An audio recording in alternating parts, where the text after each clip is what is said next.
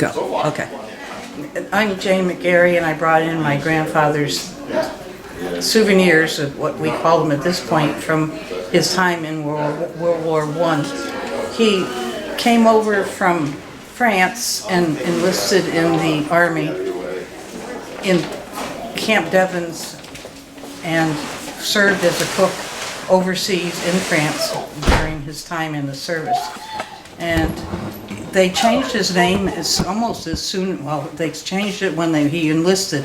He was originally Rene Roche, but they changed it to Fred Roy because they said it didn't sound good, that it wasn't an American enough name. And I understand they did that to almost everyone who didn't have an American type name. So I didn't find out till I was quite a bit older that Rene was his real name, not Fred. But I think they kept the R, Rene, for his middle name. But he served there for 2 years, 1917 to 1919.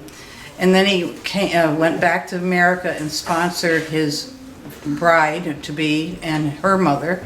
And they came over in the boat, and he married her in 1919.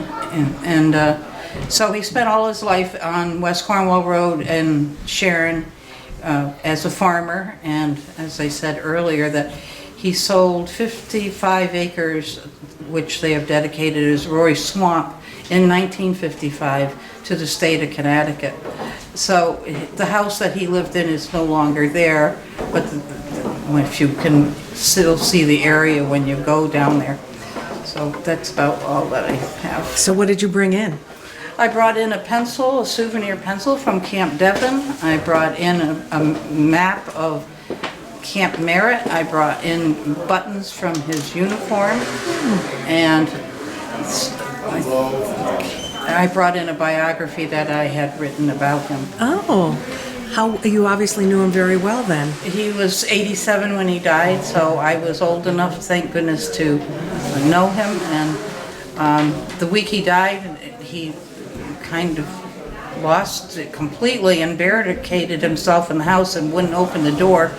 And it turns out when the police came to help us, he thought they were the soldiers, so he let them in. And that to me was a nice way to end his story, but he died of pneumonia that same week. But he was just a wonderful person with a great sense of humor, and spent endless hours playing dominoes with me, which I will never forget all those hours. So. How great. Did you know you were French?